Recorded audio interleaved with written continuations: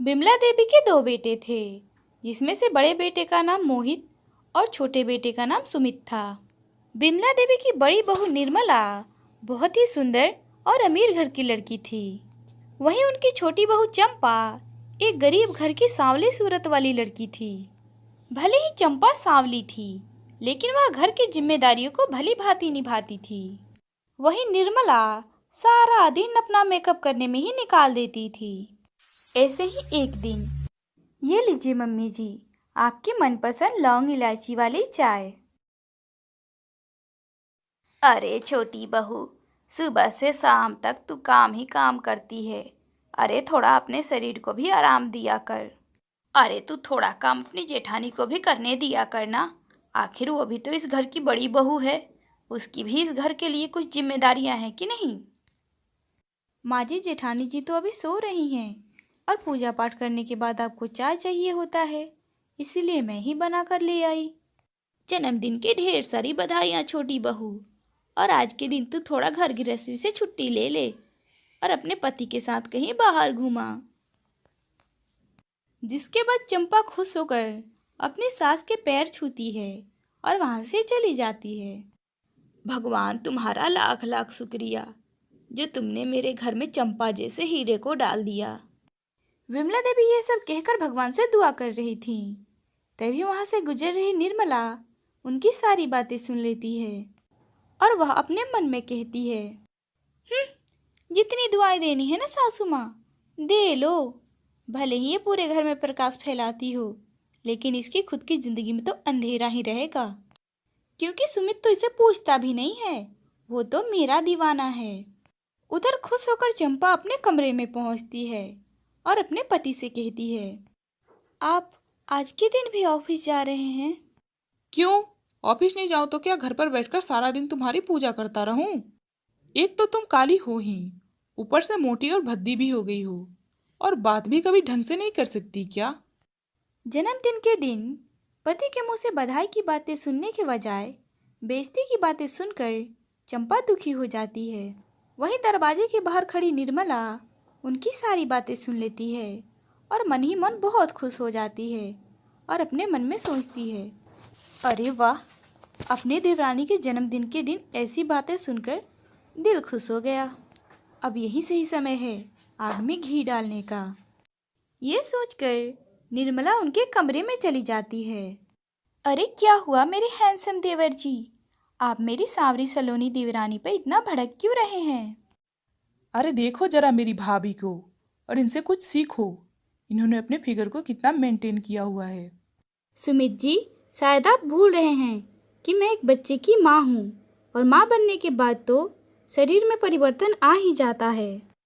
मैं एक पत्नी होने के साथ साथ एक बच्चे की माँ भी हूँ, जबकि जेठानी जी अभी तक बच्चे के सुख से वंचित हैं। इतना सुनकर निर्मला वहाँ से गुस्से में चली जाती है।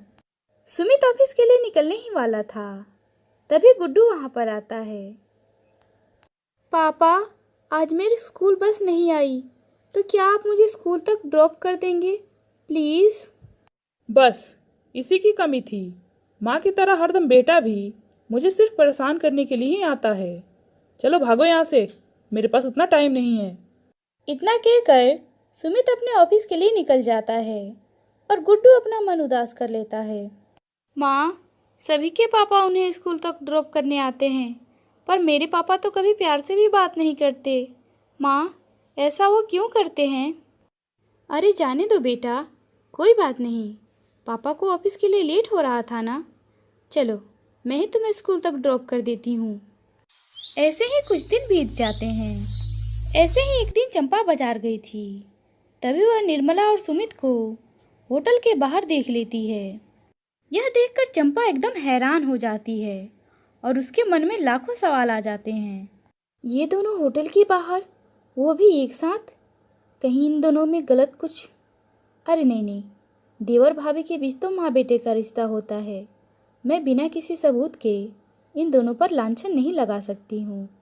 यही सोचते सोचते चंपा घर आ जाती है, लेकिन उसके मन में यही सवाल चल रहा था। रात को जब चंपा अपने कमरे में सो रही होती है, तभी गुड्डू को प्यास लगता है। चंपा गुड्डू के लिए पानी लाने किचन की तरफ जा रही थी। तभी उसे रास्ते में जेठानी के कमरे से किसी के हंसने की आवाज़ सुनाई देती है।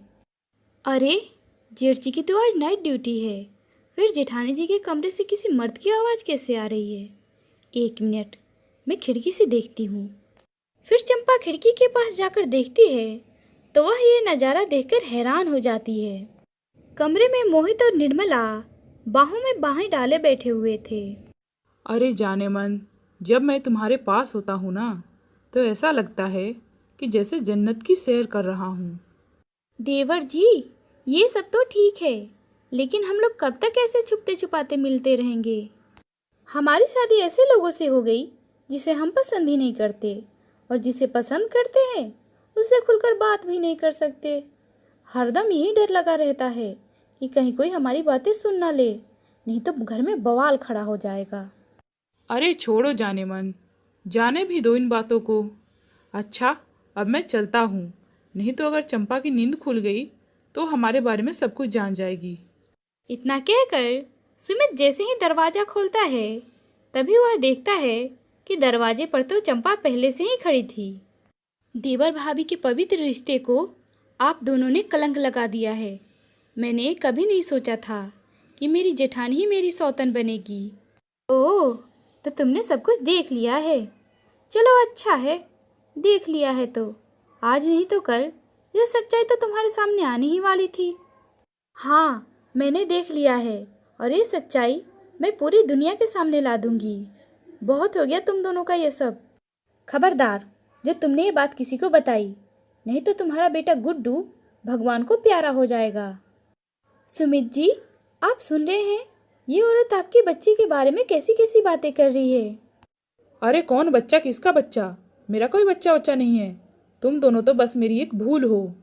तुम लोग मरो या जियो, मुझे उससे कोई फर्क नहीं पड़ता। चंपा अपने बच्चे के बारे में सोचकर उन दोनों की हरकतों के बारे में किसी को नहीं बताती है, जिसका नतीजा ये हुआ कि देवर भाभी के नाजायज रिश्ते को एक पनाह मिल जाती है और वह दोनों एक दूसरे के साथ और भी ज़्यादा समय बिताने लगते हैं। एक दिन गुड्डू अपनी माँ से कहता है, माँ, आप इतनी उदास क्यों रहती हो? पापा ने आपसे कुछ कहा क्या? नहीं मेरे बच्चे, ऐसी कोई बात नहीं है। दरअसल मेरी तबीयत आजकल कुछ ठीक नहीं है। तुम जाओ अपने दोस्तों के साथ खेलो। फिर गुड्डू अपने दोस्तों के साथ खेलने के लिए बाहर चला जाता है। तभी चंपा की सास कमरे में आती हैं। अरे क्या बात है चंपा बेटी, मैं तुम्हें कई दिनों से देख रही हूँ कि तुम कुछ खोई खोई सी लग रही हो। वैसे आज जो बात गुड्डू ने तुमसे पूछी है वही मैं कई दिनों से पूछना चाह रही थी, लेकिन तुम्हारा उदास चेहरा देखकर हिम्मत नहीं कर पाई। मुझे ऐसा लग रहा है कि जैसे कोई सौतन तुम्हें डाहे जा रही हो।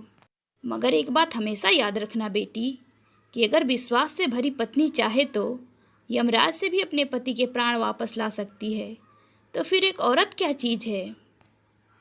इतना बोलकर चंपा की सास वहाँ से चली जाती हैं। अपनी सास की बातें सुनने के बाद चंपा के अंदर एक हिम्मत आ जाती है और वह सब कुछ सच सच बताने के लिए अपने मन में ठान लेती है। और चंपा अपने जेठ के पास जाकर उसे सारी बातें बता देती है। अरे चंपा, तुम ये क्या बात कर रही हो? तुम होश में तो हो कि तुम क्या कह रही हो? हाँ भैया, मैं बिल्कुल होश में हूँ। आप बस मुझे आज रात का समय दीजिए, फिर मैं सच्चाई आपके सामने ला दूंगी। चंपा एक प्लान बनाती है और आधी रात को सुमित के मोबाइल से निर्मला को मैसेज करती है और उसे छत पर बुलाती है। कुछ देर के बाद निर्मला छत पर पहुंचती है। छत पर तो काफ़ी अंधेरा था, इसीलिए वो मोहित को पहचान नहीं पाती है और वह उसे पीछे से जाकर हक कर लेती है। अरे क्या हुआ मेरे हैंडसम देवर जी, आज आपने मुझे आधी रात को छत पर क्यों बुला लिया? तभी मोहित पलटकर निर्मला के गाल पर एक जोरदार थप्पड़ मार देता है। तभी छत की लाइट जल जाती है और सभी घर वाले छत पर आ जाते हैं। छी, मैंने कभी सपने में भी नहीं सोचा था कि देवर भाभी के इस पवित्र रिश्ते को तुम लोग एक दिन कलंकित कर दोगे। मोहित, तुम यहाँ पर कैसे आए? क्यों? मुझे देखकर हैरानी हो रही है? चंपा ने तुम दोनों के करतूतों के बारे में मुझे सब कुछ बता दिया है। सुमित, ये तो पराये घर से आई है, लेकिन तू तो मेरा अपना भाई है ना। तूने भी मेरे साथ धोखा किया। मुझे माफ़ कर दीजिए भैया, मैं बहक गया था। मैं वादा करता हूँ कि मैं आज के बाद ऐसा कुछ भी नहीं करूँगा। हाँ मोहित, मुझे भी माफ़ कर दो। मैं भी वादा करती हूँ कि मैं आगे से ऐसा कुछ भी नहीं करूँगी। अरे नहीं नहीं बेटा, इन दोनों की हरकतें कोई छोटी बात नहीं है। तुम इन दोनों को माफ़ मत करना। ऐसे इंसानों के लिए हमारे घर में कोई जगह नहीं है। उठाओ तुम दोनों अपना बोरिया बिस्तरा और निकल जाओ मेरे घर से। आइंदा मेरे घर में कदम रखने के लिए भी सोचना मत। चंपा की सास उन दोनों को अपने घर से निकाल देती हैं और फिर सब मिलकर एक साथ खुशी खुशी रहने लगते। समरपुर नाम के गांव में रमेश अपनी पत्नी सीता और एक छोटे बेटे अजित के साथ रहता था। रमेश बहुत ही गरीब था। वह जंगल जाकर लकड़ियां काटता था और उसे बाजार में ले जाकर बेच के वो अपना और अपने परिवार का गुजारा करता था। इन दिनों बहुत गर्मी पड़ रही थी और गांव के हर एक वासी का गर्मी से बुरा हाल था। एक दिन रमेश की घर की दीवार कमजोर होने के कारण टूटकर गिर गई। यह देखकर सभी दुखी हो जाते हैं क्योंकि सूरज की धूप अब उनके घर में आने लगी थी। एक दिन दोपहर में सीता अपने पति रमेश से कहती है, जी हम अब क्या करेंगे? हमारे घर की तो दीवार पूरी तरह से टूट चुकी है, जिसके कारण पूरे घर में धूप आ रहा है। हाँ पिताजी, घर में एक पल भी बैठा नहीं जा रहा। एक काम करते हैं, आज ही हम तीनों मिलकर इस दीवार को बना देते हैं। मिट्टी की दीवार हम कब तक बनाते रहेंगे? वो हर 2 महीने में गिर जाती है और हमारा ये घर भी कितना कमज़ोर हो चुका है, पता नहीं कब गिर जाए। तो क्या करें सीता, दीवार तो हमें बनानी ही होगी ना, नहीं तो कब तक इस गर्मी को हम लोग बर्दाश्त करते रहेंगे। दिन में भी गर्मी, रात में भी गर्मी, ऐसे तो हम तीनों बीमार हो जाएंगे। पिताजी, मेरा दोस्त पप्पू है ना, उसके पिताजी ने घास के तिनके से 4 घर बनाए हैं और वह उसी में रहते हैं। एक घर में वो रहते हैं और बाकी के 3 घर उन्होंने किराए पे दे दिया है। घर के साथ साथ उनकी अच्छी कमाई भी होती है। पिताजी, हम भी ऐसा कुछ करते हैं ना। और मैंने सुना है उस घास के घर के ऊपर पानी डालने से वो घर बिल्कुल ठंडा हो जाता है, जिसकी वजह से उस घास के घर के अंदर बहुत ही ठंडा लगता है और गर्मी उसमें बिल्कुल भी महसूस नहीं होती। जी, हम भी ऐसा ही कुछ करते हैं ना। अगर हमारा भी घर घास का होगा तो कितना अच्छा होगा ना। और घास के लिए हमें कौन से पैसे देने होंगे? ये तो जंगल में ऐसे ही मिल जाती है। अरे क्या बात कर रही हो, घास का घर हम कैसे बना सकते हैं? पिताजी, मैं आपको बताऊंगा कि कैसे बनाना है घास का घर। चलिए, पहले हमें जंगल से जाकर घास लानी होगी। पप्पू के कहने पर तीनों जंगल से घास लाने के लिए चल देते हैं। गर्मी के मौसम के कारण सारे पेड़ पौधे सूख चुके थे। जंगल में कहीं पर भी घास का नामो निशान नहीं था। हम तो कितनी दूर तक आ चुके हैं, पर यहाँ पर तो दूर दूर तक घास का कहीं नामो निशान नहीं है। अब घास कहाँ से लाएंगे हम? बस बस सीता, हम इससे आगे नहीं जा सकते। यहाँ से थोड़ी दूरी पर एक विशाल जंगल है, हो सकता है हमें वहाँ पर घास मिल जाए, लेकिन मैंने सुना है वहाँ पर बहुत ही खतरनाक जंगली जानवर रहते हैं। वहाँ पर जाना हमारे लिए खतरे से खाली नहीं होगा। क्या? जंगली जानवर? अरे बाप रे! नहीं जी, चलिए हम यहाँ से घर चलते हैं। वैसे भी थोड़ी देर में अंधेरा होने वाला है। चलो पप्पू बेटा, हम घर चलते हैं। इतना कहकर रमेश और सीता वहाँ से चल देते हैं, लेकिन पप्पू वहीं पर खड़ा रहता है। क्या हुआ पप्पू बेटा, घर नहीं चलना है? चलो घर चलते हैं। माँ, अगर हमें घास मिल जाता तो कितना अच्छा होता। तीनों जाने लगते हैं। तभी रमेश के मन में एक बात आती है। एक घास ना मिलने की वजह से मेरा बेटा कितना दुखी हो गया है। नहीं नहीं, मैं अपने बेटे को दुखी नहीं देख सकता। सीता, मैं क्या कहता हूँ, तुम और पप्पू घर चले जाओ। देखो अब अंधेरा भी होने वाला है और आज कोई जंगल में लकड़ियाँ तोड़ने भी नहीं आया। मैं यहाँ आ ही गया हूँ तो थोड़ी सी लकड़ियाँ तोड़ लेता हूँ और इन्हें बाजार में बेचकर मुझे थोड़े से पैसे मिल जाएंगे। तुम दोनों घर जाओ, मैं थोड़े समय में लकड़ियाँ लेकर आता हूँ। अरे, आप कल आ जाना, अभी अंधेरा भी होने को आया है, रात हो गई है, तो आप कैसे आओगे घर? सीता, मेरा इस जंगल में रोज का आना जाना है, तुम चिंता मत करो, मैं जल्दी ही घर आ जाऊंगा। रमेश की बात सुनकर सीता और पप्पू घर चले जाते हैं। इधर रमेश जंगल के गहरे हिस्से में चलते जाता है। मुझे जल्दी ही घास ढूंढकर अपने घर जाना होगा। रमेश उस जंगल के हर एक हिस्से से बखूबी वाकिफ था। उसे पता था कि जंगल के किस हिस्से में खतरा है और किस हिस्से में नहीं। फिर भी बेटे की खातिर रमेश उस जंगल के सबसे खतरनाक इलाके में घुस जाता है, जहाँ कई सारे खतरनाक जंगली जानवर थे। रमेश उस जंगल में डर डर कर घूमता है, पर उसे कहीं पर भी घास दिखाई नहीं देती। यह देखकर रमेश बहुत ही दुखी हो जाता है। जंगल में इतना अंदर आने के बाद भी एक भी घास नहीं मिली। आखिर सारी घास यहाँ से अचानक गायब कहाँ हो गई? एक भी घास नहीं है इस जंगल में। रमेश ये सब बोल ही रहा होता है, तभी उसे शेर की दहाड़ने की आवाज सुनाई देती है, जिसे सुनकर वह तेजी से भागने लगता है। अरे बाप रे, शेर की आवाज! अगर उसने मुझे पकड़ लिया तो फिर तो मुझे खा ही जाएगा। हे भगवान, मैं जाऊं तो जाऊं कहाँ? यहाँ तो पूरी चारों तरफ जंगल ही जंगल है। रमेश तेजी से भाग ही रहा होता है, तभी उसका पैर घास के ऊपर पड़ता है और वह नीचे गिर जाता है। घास में गिरते ही रमेश वहीं बेहोश हो जाता है। जब उसकी आंख खुलती है, तब वह देखता है कि वह अपने घर के आंगन में उस घास के ऊपर पड़ा हुआ है। उसकी पत्नी सीता और पप्पू उसे देखे ही जा रहे थे। सीता, भागो नहीं तो वो शेर आ जाएगा। शेर आ जाएगा? ये क्या बोल रहे हो आप? आप अपने घर में हो। रमेश उठकर चारों तरफ देखता है तो वह अपने गांव में अपने आंगन में खड़ा था। ये कैसे हो सकता है? सीता, मैं जंगल में था और शेर के दहाड़ने की आवाज मैंने सुनी थी, जिसके डर से मैं तेजी से भागा और मेरा पैर इस घास के ऊपर पड़ा और मैं अचानक गिरा और बेहोश हो गया। अरे, ये घास यहाँ कैसे आ गई? ये तो जंगल में थी ना? पिताजी, आप बेहोश पड़े हुए थे और ये घास का गट्ठा आपके पास ही पड़ा हुआ था। ये कैसे संभव है? सीता, मैं जंगल में था, मैं जंगल से यहाँ कैसे आ गया? मैंने तो इस घास को हाथ भी नहीं लगाया था, फिर भी मैं इस घास के साथ यहाँ कैसे? ये सब क्या हो रहा है? मेरे तो कुछ समझ में नहीं आ रहा है। थकान के कारण आपको कुछ भी समझ में नहीं आ रहा है और आप यहाँ आकर बेहोश हो गए होंगे और आपने ये सब सपना देखा होगा। चलिए, हाथ मुंह धो लीजिए और खाना खा लीजिए। पिताजी, इतनी से घास से घर कैसे बनेगा? ये तो बहुत ही कम घास है।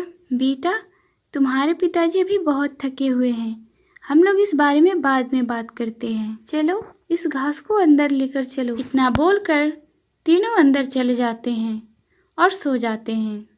अगली सुबह तीनों जब सुबह उठते हैं तो वह देखते हैं कि वह थोड़ी सी घास पूरा घर भरकर घास हो चुकी थी। यह देखकर तीनों हैरान हो जाते हैं। सीता, ये इतनी सारी घास कैसे हो गई? तभी उस घास से आवाज आती है, रमेश, इतना परेशान होने की जरूरत नहीं है, मैं एक जादुई घास हूँ। तुम इस घास से कई सारे घर बना लो, क्योंकि मैं कभी खत्म होने वाली नहीं और ना कभी मुरझाने वाली हूँ। उस जंगल में उस दिन शेर से मैंने ही तुम्हें बचाया था। मैं कई वर्षों से उस जंगल में पड़ी थी और मुझे कोई खा नहीं रहा था, न मुझे कोई अपने साथ ले जा रहा था। पर जैसे ही तुम मेरे ऊपर आकर गिरे, मैंने झट से अपने जादू से तुम्हें वहाँ से गायब कर दिया। क्या तुमने मुझे उस खतरनाक शेर से बचाया था? हाँ, वह मैं ही थी जिसने तुम्हें बचाया और तुम्हें यहाँ ले आई। यह बात सुनकर तीनों के होश उड़ जाते हैं। तभी वह तीनों मिलकर उस घास से 4 बड़े बड़े घर बना लेते हैं। उस घास के घर को देखकर सभी गांव वाले हक्का बक्का रह जाते हैं। पिताजी, ये जादुई घास तो सच में कमाल की है। देखिए, हमारे पास 4 घर हो चुके हैं और यह घर कितने खूबसूरत दिख रहे हैं। सभी गांव वाले रमेश के उस घास की घर की बहुत तारीफ करते हैं। तभी एक महिला रमेश से उसका घास का घर किराए पे मांगती है। रमेश उस महिला को अपना घर किराए पे दे देता है। देखा पिताजी, मैंने आपको घास का घर बनाने का आइडिया दिया था और आज हमारे पास 4-4 घर बन चुके हैं और अब तो उस घर के किराए भी आने लगे हैं। एक काम करेंगे, हम एक घर अपने रहने के लिए रख लेंगे और बाकी के 3 घर किराए पे दे देंगे, जिससे हमारे पास बहुत सारे पैसे आ जाएंगे और हमें कमाने की ज़रूरत भी नहीं पड़ेगी। पप्पू की बातें सुनकर सीता और रमेश बहुत ही खुश हो जाते हैं और रमेश बोलता है, अरे बेटा, ये तो कुछ भी नहीं है। देखो मैं आगे क्या करता हूँ। मैं इस घास से ऐसे ही बहुत सारे घर बनाऊँगा और इन्हें सभी को मैं किराए पे दे दूँगा, जिससे हमारे पास बहुत सारे पैसे हो जाएंगे और फिर हम आराम से अपनी ज़िंदगी को बिताएंगे। जिसके बाद रमेश घास का वैसा ही बहुत सारा घर बनाता है और उन्हें किराए पे दे देता है, जिससे उनके पास बहुत सारे पैसे आ जाते हैं, जिससे वो लोग अपनी ज़िंदगी बहुत ही खुशी खुशी बिताने लगते हैं।